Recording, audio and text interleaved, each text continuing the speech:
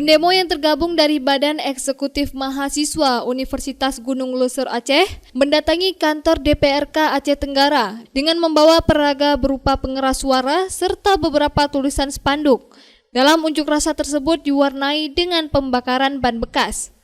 Dalam orasi, pendemo mengatakan, terdapat 5 oknum yang mengikuti seleksi KIP saat ini telah mendapat keputusan yang ingkrah dari Dewan Kehormatan Penyelenggara Pemilu atau DKPP.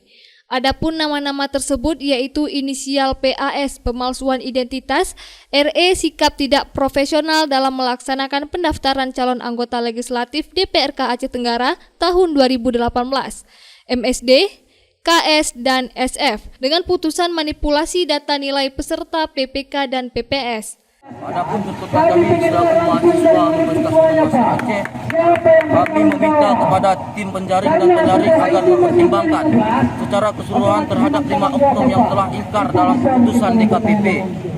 Nomor 2, kami meminta kepada Komisi A DPRK Kabupaten Aceh Tenggara agar tidak meluluskan 5 oknum yang bermasalah secara etika. Ini karena merupakan tindakan di luar moral, di mana sikap jurdil, jujur, dan adil pada oknum yang telah diputuskan secara ingkar tersebut telah melanggar sendi-sendi demokrasi. 3, kami meminta secara tertulis agar tim penjaring dan penyaring beserta DPRK agar membuat surat tertulis bersedia menolak 5 oknum tersebut dengan dasar pelanggaran moral, etika, dan kejujuran sehingga dinilai akan merusak nilai demokrasi pada pemilihan kedepannya yaitu 2029. Kami meminta jangan ada transaksional daya tarik untuk perekrutan anggota KIP.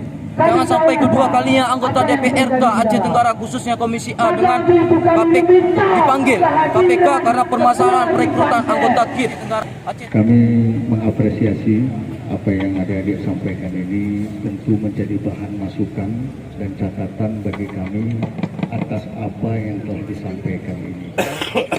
Tentu kami menjawab pertanyaan ini dengan tegas bahwa tidak ada permainan apapun antara kami dengan calon peserta. Menyangkut ada 5 nama yang disebutkan pernah mendapat putusan DKPP, itu setelah kami merujuk atau mempelajari kanun Aceh, tidak ada larangan bagi mereka untuk terus ikut seleksi. Namun pun demikian, bila adik-adik atau rekan-rekan memiliki regulasi-regulasi menyangkut ini, silahkan berdiskusi dengan kami atau menyampaikan itu menjadi bahan bagi kami untuk memutuskan tahapan selanjutnya. Dari Aceh Tenggara, Al Mujawadin melaporkan untuk Puja TV Aceh.